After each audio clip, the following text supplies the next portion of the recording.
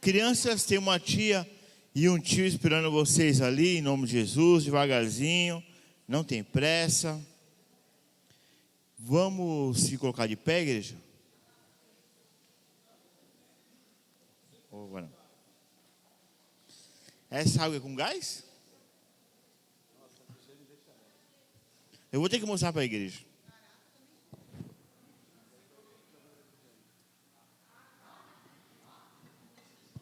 Viu, pregadores da igreja? Tá vendo a moral? Até house pro pregador tem essa noite. Aleluia. Vamos orar. Pai, eu te louvo, te agradeço mais uma noite à tua casa, Pai. Último dia de campanha, Pai. Pai, a minha oração nessa noite, Pai. Usa a vida do seu servo, o presbítero Anderson, como canal de bênção, Pai. Toda seta contra a palavra nós repreendemos em nome de Jesus, Pai. Pai, leva cada mente, cada ouvido, cativa a ti, Pai. Pai, toda a vontade da carne do seu servo se cale, Pai. Todo nervosismo, toda ansiedade, Pai. Porque ele não está no nome dele aqui, ele está no nome do Senhor, Pai. Então, Pai, usa ele como canal de bênção nessa noite. É tudo que eu te peço para a honra e glória do Senhor. Amém. Glória a Deus. Amados, vocês podem aplaudir ao Senhor? Mas é para quebrar o nervosismo, né? Gente, essa Dijane, ela é uma descarada gospel. O que acontece? Tinha um pastor, um tempo atrás, que na mesa dele pastoral, tudo, quando ele ia pregar, sempre tinha, ou era um suco e um house. Eu falei brincando com ela, ela foi, me serviu uma água e trouxe o house para mim, só para me pirraçar. Deixa você. Mas muito obrigado, isso é muita honra, valeu, viu? Glória a Deus.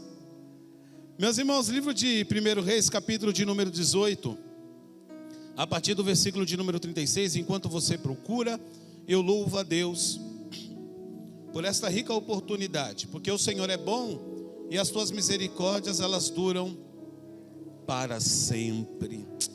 Glória a Deus. Louvo a Deus pela vida dos meus pastores, pastor Douglas e pastora Neide, pela confiança. E cada vida que entrou por essas portas hoje, né? Ebenezer, até aqui nos ajudou o Senhor. 12 dias, meus irmãos, e Deus nos sustentou. Então isso é muito gratificante. E eu gostaria de compartilhar de uma maneira muito breve esta passagem que Deus colocou ao meu coração, e é uma palavra que eu confesso que é de confronto com a minha vida. E a palavra do Senhor diz assim no versículo 36: Sucedeu depois que, oferecendo-se a oferta de manjares, o profeta Elias se chegou e disse: Ó Senhor, Deus de Abraão, de Isaque e de Israel, manifeste-se hoje que tu és Deus em Israel, e que eu sou teu servo, e que conforme a tua palavra fiz todas essas coisas. Responde-me, Senhor, responde-me, para que este povo conheça que tu, Senhor, és Deus, e que tu fizeste tomar o seu coração para trás. Então caiu fogo do Senhor, e o consumiu o holocausto, e a lenha, e as pedras, e o pó, e ainda lambeu a água que estava no rego. O que, vendo todo o povo, caiu sobre os seus rostos e disse: Só o Senhor é Deus, só o Senhor é Deus, só o Senhor é Deus. Vamos lá no 3, 1, 2, 3, só. Glórias a Deus. Podemos assentar, meus irmãos. Estendam suas mãos para cá. Vamos orar mais um pouco. Espírito Santo de Deus. Pai, como é bom sentir a tua presença, Pai, como foi através da adoração.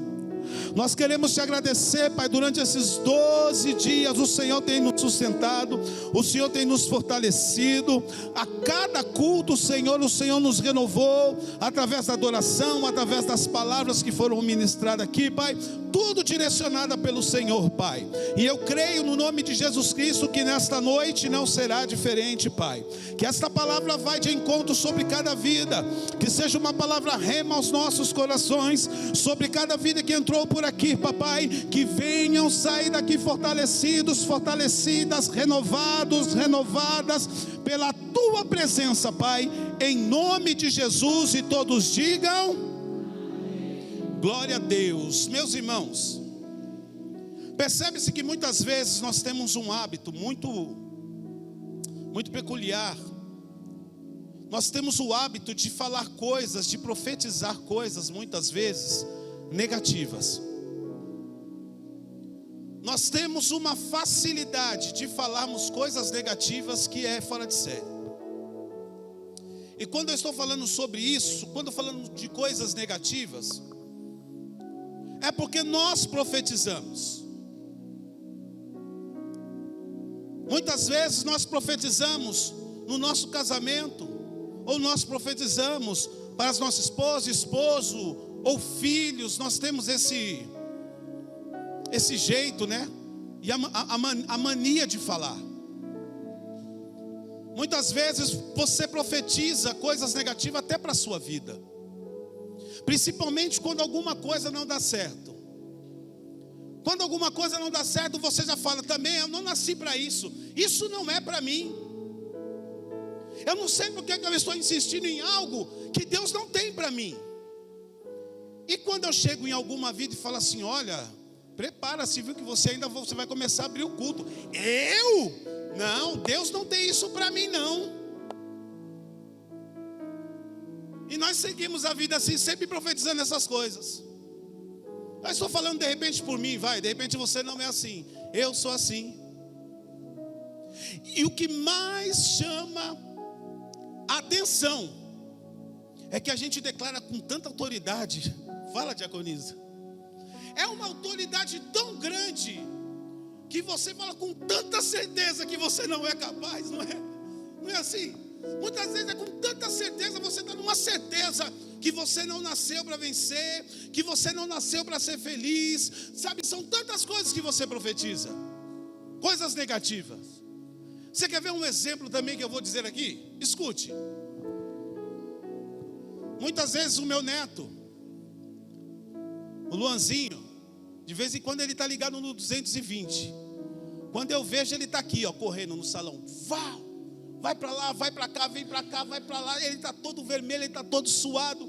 Ele está correndo, eu olho para ele com uma autoridade e falo, ei, Luan, para que você vai cair. Aí de repente ele cai. Ainda você fala assim, não falei que você ia cair? Ou senão eu falo, para Luan, senão você vai ficar tossindo. Aí ele começa a tossir, eu falo, ó, falei para você que você ia tossir. Olha quantas coisas negativas a gente vai lançando. Era só falar, Luan, para de correr. Ou senão bota o pé na frente assim, ó, quando aquelas coisas. Bota o pezinho assim, ela. Não, mentira, gente. Mas vocês viram? Tantas coisas negativas a gente fala, a gente profetiza, vamos dizer. Só que a gente não entende uma coisa, que a palavra que sai da nossa boca, ela tem um peso. A palavra que sai da nossa boca, ela tem um peso tão grande, que nós não temos noção. Em Tiago, capítulo de número 3, versículo de número 10, diz assim que de uma só boca procede bênção ou maldição. Salomão, em Provérbios, capítulo de número 18, verso 21, ele diz que a morte e a vida estão no poder da língua.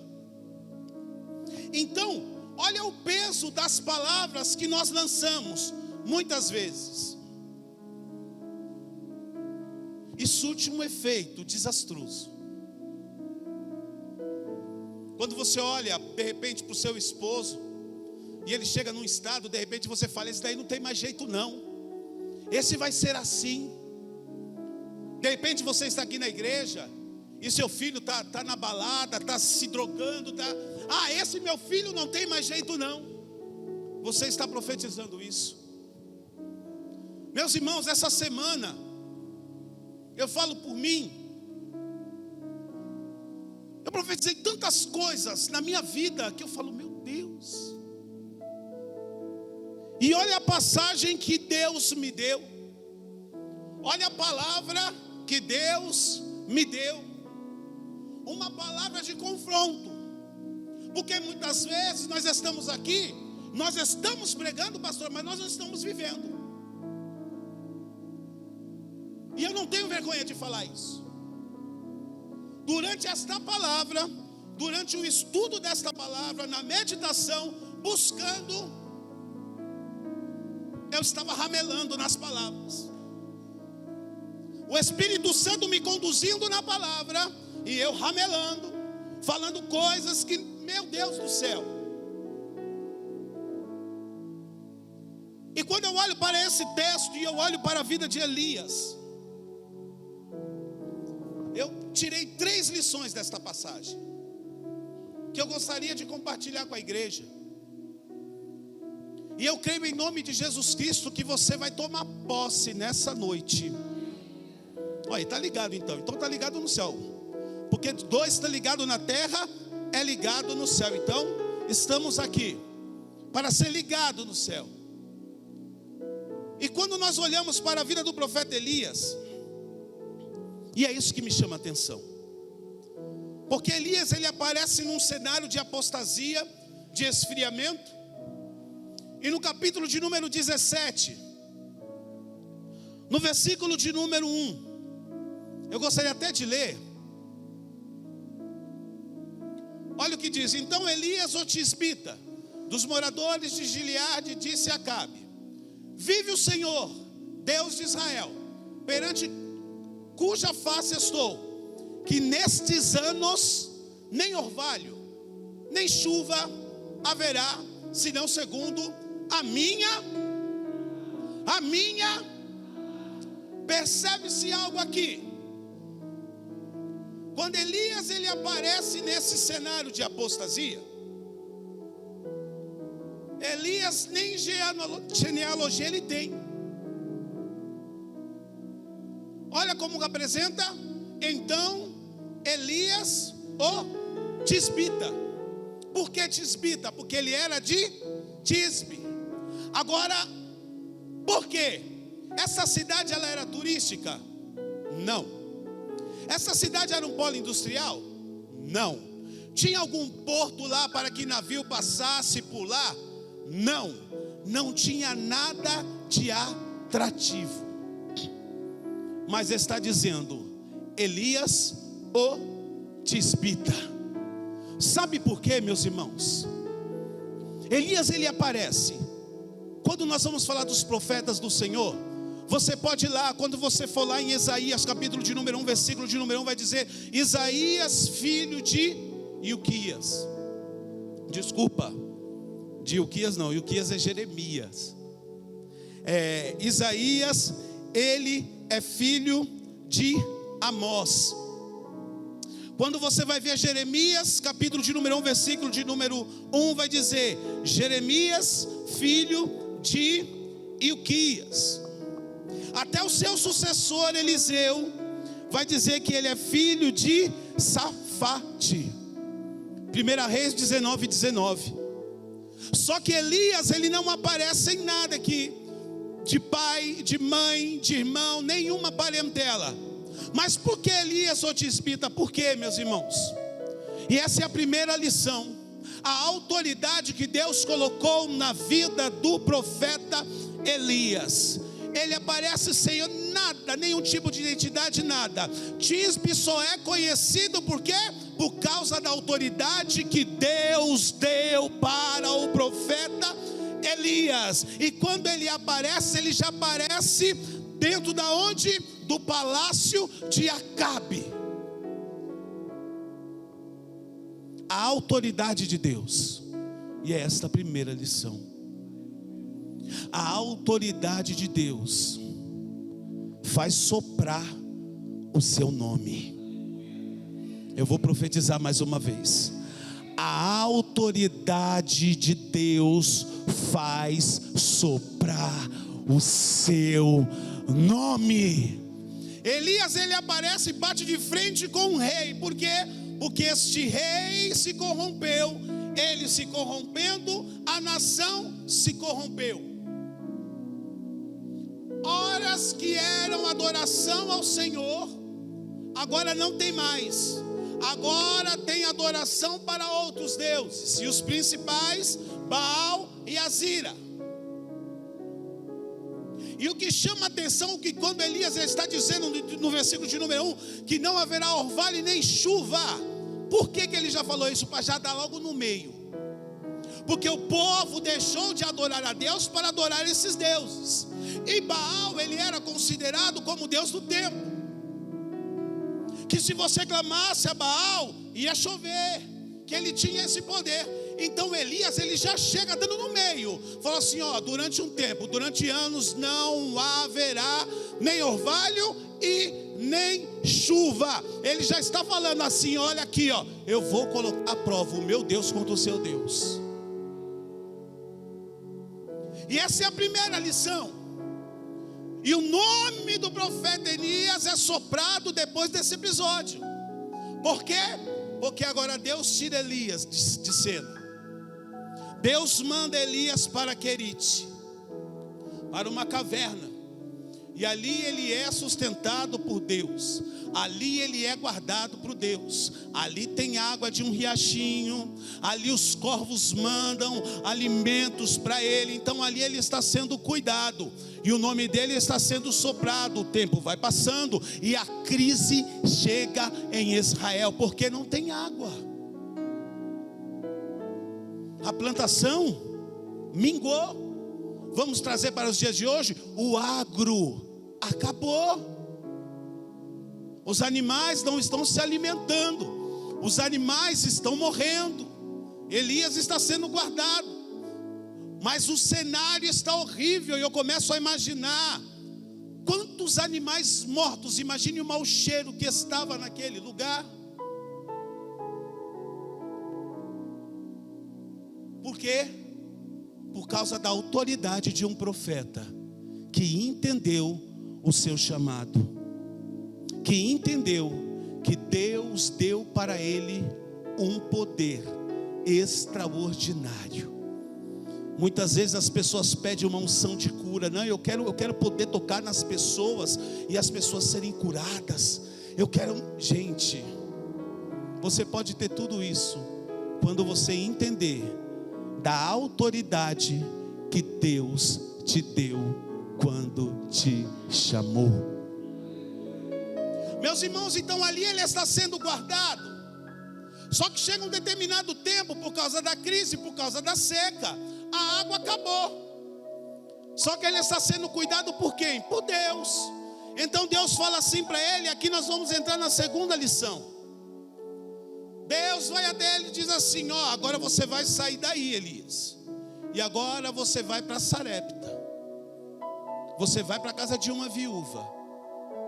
E você fique lá. Até o tempo para eu falar para você sair. E o que eu aprendi com essa segunda lição? Que é a área que desestabiliza. É uma área que você fica completamente descompensado, descompensada. É uma área que Betinho, é uma área que muitas vezes você se sente um inválido, uma inválida, porque você não vê as coisas acontecendo. E qual é essa área? A área financeira. Meus irmãos, que coisa horrível. É a área financeira. Você não vê as coisas acontecerem. O que você vê é a sua vida financeira, uma escassez, e você não está olha isso, meus irmãos. Olha a guerra espiritual, a batalha que eu estava com o Senhor. O que eu mais pedi naquele monte foi, eu falei: Senhor, me dê muita sabedoria. Eu preciso de sabedoria, de discernimento, paciência. Eu desci ao monte, daqui a pouco eu já estava misericórdia, já fui reprovado. Amém, Senhor, me perdoa, vou parar. Não, Deus, daqui a pouco eu já estou lá de novo. E é assim, porque a crise financeira é algo terrível, porque as coisas vão acontecendo e você precisa de provisão, você precisa resolver algumas coisas. E essa semana foi uma semana muito pesada. Sabe quando você se sente prensado assim, ó, e você começa a falar assim: eu não tenho mais saída, eu não sei mais o que eu vou fazer. É o que estava acontecendo em Israel. Quando Elias bate na porta daquela viúva, ele olha para ela e ele diz assim: olha, faça um bolo para mim, faça algo para, vou conjecturar, faça algo para que eu possa comer, que eu estou com fome. Aquela mulher está sem saída. Aquela mulher está muitas vezes como nós estamos, numa situação tão feia financeira, numa crise tão feia, que ela diz assim para o profeta: olha, o que eu tenho aqui é um pouquinho só de azeite, um pouquinho de farinha, e eu vou fazer esta alimentação para mim e para o meu filho, e vamos morrer. Porque não tinha mais de onde tirar. Não tinha mais de onde tirar a provisão de comer. Então, essa era a previsão desta mulher. Olha a previsão da mulher: nós vamos comer, beber e morrer. Esse era o cenário que ela estava enxergando. Agora percebe-se Elias olha para ele e diz assim: ei, faça para mim primeiro, e você pode ficar tranquila, que durante todo esse tempo de crise, o azeite não vai faltar na sua casa e nem a farinha. Faça para mim. A visão dela era de morte, mas a visão de um profeta que entendeu que estava sendo guardado por Deus. Sabe aquele Deus que supre todas as nossas necessidades, que diz lá em Filipenses 4:19: o meu Deus, segundo as suas riquezas, suprirá todas as nossas necessidades, segundo o poder que Ele opera. Não interessa, o cenário daquela mulher era de morte, mas para Elias não, era provisão, era milagre de Deus. Deus, Ele ia descer, Deus, Ele ia sustentar. E essa lição que eu aprendo, a segunda lição que eu aprendo, é que nos tempos de crise nós precisamos nos posicionar e profetizar. Sabe quando você profetiza que você não é nada? Sabe quando você profetiza dizendo assim: ninguém liga para mim? Ei, muda isso hoje e fala assim: é nesse momento de crise que eu vou ver o meu Deus provedor operando sobre a minha vida, operando sobre a minha casa, operando sobre as minhas finanças, porque Ele vai suprir todas as minhas necessidades. Quem crê, diga amém. Quem crê, diga amém. Não é fácil, mas Elias só viveu o sobrenatural porque ele entendeu o tamanho do Deus que ele servia. E o Senhor te pergunta hoje: tu confias em mim? Você acredita que eu posso revirar esse cativeiro que você está passando? Você acredita que eu posso te surpreender a partir do momento que você entender e confiar em mim, que eu estou no controle de todas as coisas? E se eu falei que você não vai perecer, que você não vai passar vergonha, eu vou suprir as suas necessidades. Você acredita? Se você acreditar na provisão de Deus, você pode ter certeza. Não estou dizendo aqui que você vai viver um mar de rosas, que você vai ter uma vida milionária. Em nome de Jesus, receba. Se for para você ser milionário, receba. Mas entenda uma coisa: Deus, Ele quer te sustentar. Elias entendeu o quê? Se Deus me deu poder, se Deus me chamou, se Deus me separou, se Deus me capacitou, e se Deus está me usando, eu vou viver a vontade dEle. E viver a vontade de Deus é o quê? Andar debaixo das mãos poderosas de Deus, confiando. É confiar, é você acreditar que nos momentos mais difíceis, a glória dele vai ser manifestada e o nome dele vai ser glorificado. É só nessas horas que ele manifesta o poder. Enquanto você está conseguindo ir, vai. Mas quando você chegar num ponto que você fala: aqui para mim já deu, aqui eu não aguento, pode ficar tranquilo que se você está sendo direcionada por Deus, ele vai se manifestar em teu favor. Então, em nome de Jesus, fique debaixo das mãos poderosas do Senhor. Não desanime não. Não é só você, não sou só eu que estamos passando muitas vezes por crise. Tem muitos aí, e muitos que não têm a estrutura que nós temos. Ei, meus irmãos, quantos empresários já não se suicidaram porque não suportam viver na pobreza? Porque tinha uma vida boa, mas do nada tudo aconteceu. O maior exemplo foi essa pandemia. Quantos empresários não se suicidaram, não suportaram? Mas se você está aqui é porque você está entendendo que Deus, Ele te sustenta. Ah, meus irmãos, e a terceira lição vai doer um pouquinho, mas você pode ter certeza de uma coisa, que é para o nosso bem. E a terceira lição que eu falo, dentro da autoridade do Senhor, que eu gostaria de compartilhar,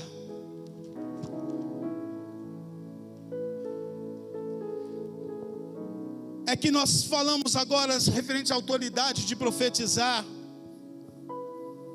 E nós precisamos ter a autoridade na hora da oração. Como que você tem orado? Ou, de repente você nem está orando. E quando nós olhamos para esse texto, quando ele diz assim, na parte B do versículo 36, ó Senhor Deus de Abraão, de Isaque e de Israel, manifeste-se hoje que tu és Deus em Israel, e que eu sou teu servo, e que conforme a tua palavra fiz estas coisas. Responde-me, Senhor, responde-me, para que este povo conheça que tu, Senhor, és Deus, e que tu fizeste tornar o seu coração para trás. Vocês acham que Elias, nessa oração, ele respondeu do jeito que eu estou dizendo aqui? Vocês acham que a oração de Elias foi desta maneira? Não foi uma oração eloquente, não foi uma oração com palavras difíceis, onde muitas vezes nós vemos. Eu estava até falando hoje, a gente descendo do monte, que eu achei engraçado, alguns pastores que dizem assim: Senhor meu Deus e meu Pai, porque troca o M pelo B. Sabe, querendo fazer algo assim. E Deus, ele age para Jean. E Deus, ele age simples. A oração de Elias, ela foi simples, não foi? Deus de Abraão, de Isaac e de Israel. Mas vocês acham que ele orou desta maneira? Não. Ali ele orou: Deus de Abraão, de Isaac e de Israel, manifesta-se agora. Ali ele orou com uma autoridade, com poder, com a certeza que de alguma maneira Deus ele ia se manifestar em favor dele. Agora pergunta para mim, por que Elias tinha tanta autoridade, tanto para profetizar como para orar? Sabe por quê? Meus irmãos, alguns versículos anteriores, Elias 31, olha o que ele diz: e Elias tomou 12 pedras, conforme o número das tribos dos filhos de Jacó, ao qual veio a palavra do Senhor dizendo: Israel será o teu nome. Com aquelas pedras edificou o altar em nome do Senhor. Depois fez um rego em redor do altar, segundo a largura de 2 medidas de semente. Só até aqui. A primeira coisa que eu entendo: Elias arrumou o altar. Elias arrumou aquilo que estava desarrumado.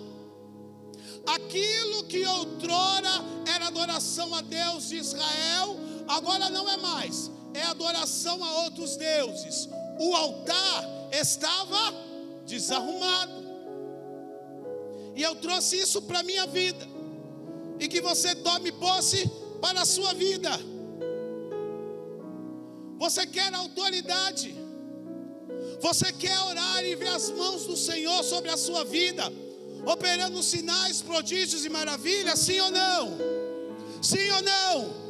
É necessário arrumar o seu altar. Ah, mas como assim? Ei, não estou falando aqui que você está no pecado, vigia, vai ser comida de bicho. Não estou falando isso não. Arrumar o altar. Volte à prática das primeiras obras.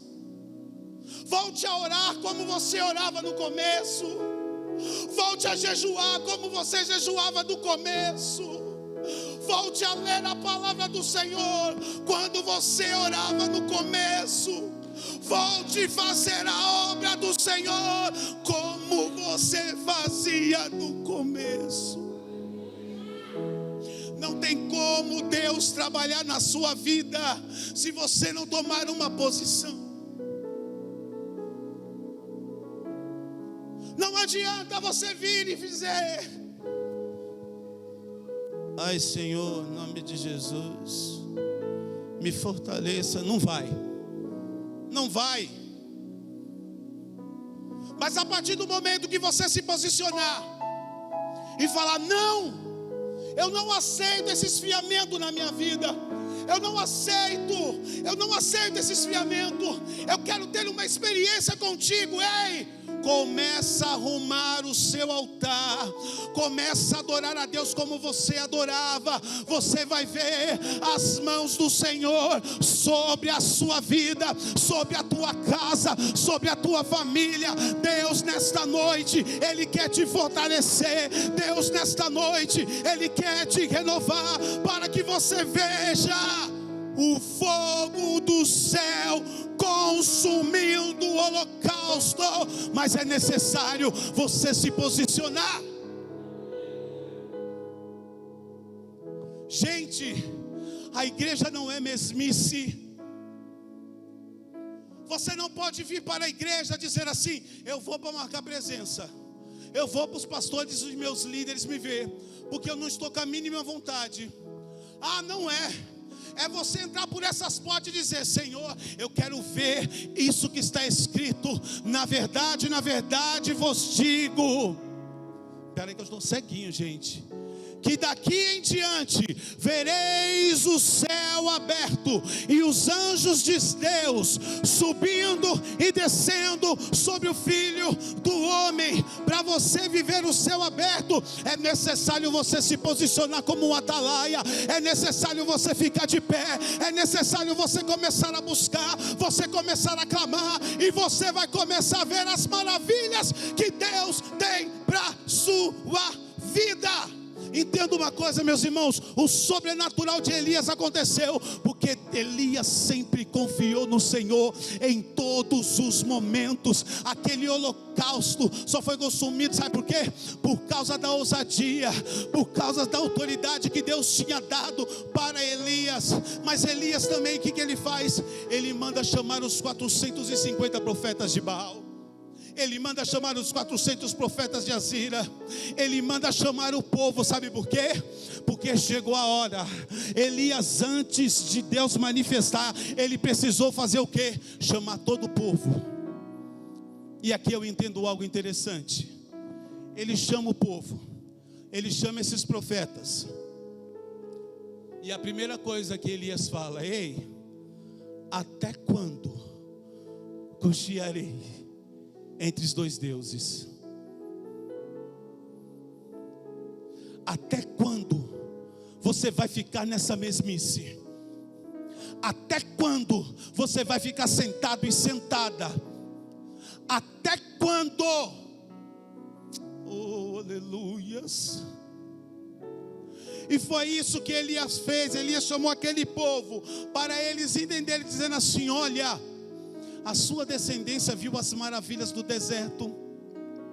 A sua família, a sua descendência viu sinais, prodígios e maravilhas. E vocês estão deixando este Deus para adorar deuses que nada fazem.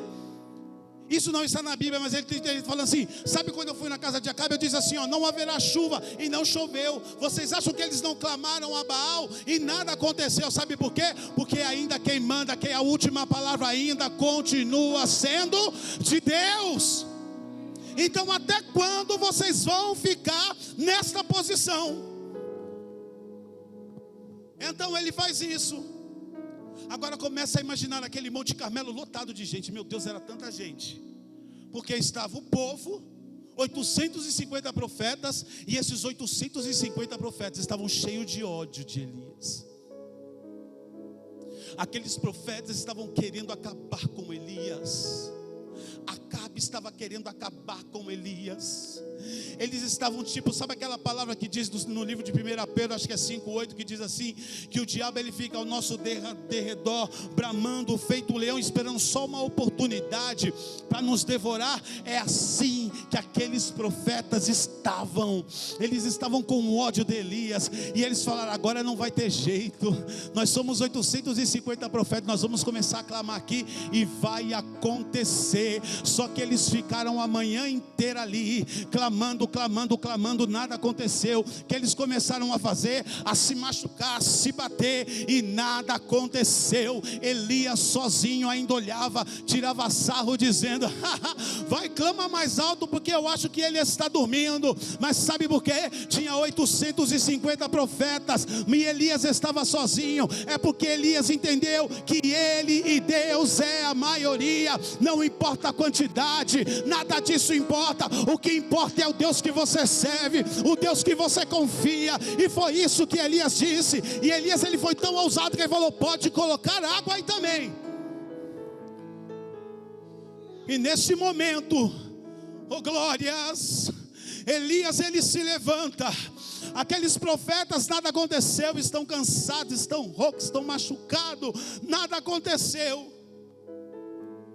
Mas quando Elias abre a tua boca, meu Deus do céu, quando Elias começa a dizer: ó Senhor Deus de Abraão, de Isaque e de Israel, manifeste-se hoje que tu és Deus em Israel, e que eu sou o teu servo, e que conforme a tua palavra fiz estas coisas. Responde-me, Senhor, para que este povo conheça que tu Senhor és Deus, e que tu fizeste tomar o seu coração para trás. Aí a Bíblia vai dizer no versículo de número 38, então caiu o fogo do Senhor e consumiu o holocausto e a lenha e as pedras e o pó, e ainda lambeu a água que estava no rego. Entenda uma coisa, Elias clamou, o céu se abriu e Deus se manifestou. Eu vou repetir, Elias clamou, o céu se abriu e Deus se manifestou. Meus irmãos, há 2 atos proféticos para esse ano. O ano profético, o que é? É o céu aberto. E qual que é o tema desses 12 dias? Aquilo que o Deus disse para Jeremias, no momento de apostasia, no momento de escassez. Deus olhou para Jeremias e disse: Jeremias, sai dessa mesmice. Jeremias, sai desta apostasia. Jeremias, clame a mim e responder-te-eis e anunciar-te-eis coisas grandes e firmes que ainda não sabe. Você quer viver o sobrenatural de Deus? Então nesta noite, se coloque sobre seus pés. Oh, aleluias. Se coloque sobre seus pés. Deus, Ele quer te fortalecer hoje. Deus, Ele quer te renovar hoje. Deus, Ele quer restaurar o teu chamado. O teu ministério é hoje. Hoje. Aleluias. Aleluias. Ele está na casa, igreja. Ele está na casa. Agora só depende de você. Você precisa tomar uma posição hoje.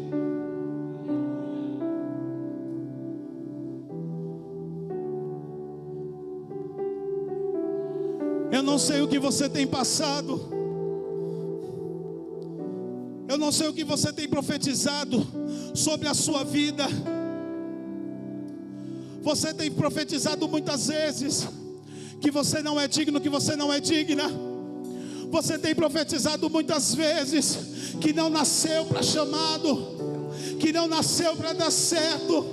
Você muitas vezes está profetizando sobre a sua vida que nasceu para ser um Zé Ninguém.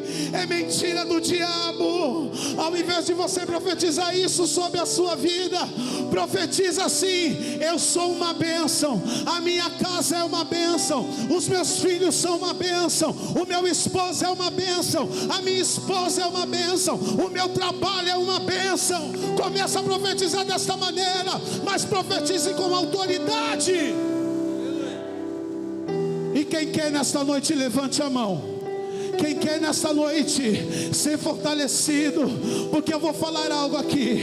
A pastora Andréia, no primeiro dia de ministração, ela disse o quê? Ei, é apenas uma data, 31 de dezembro, 1º de janeiro. Só vai mudar se você tomar uma posição.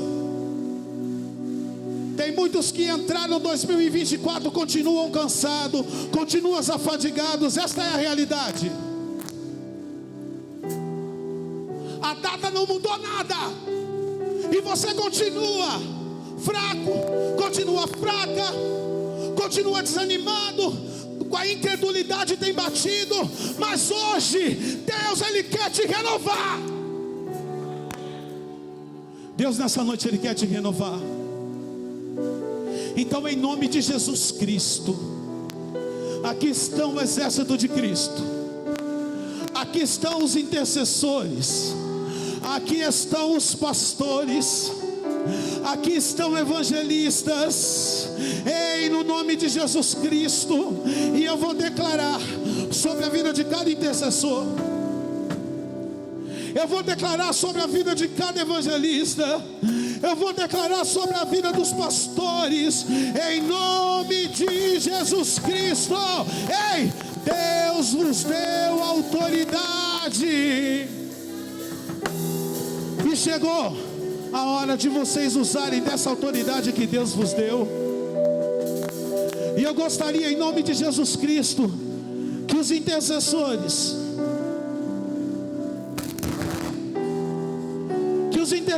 nesta noite, os presbíteros, pastores, evangelistas, você orando sobre cada vida.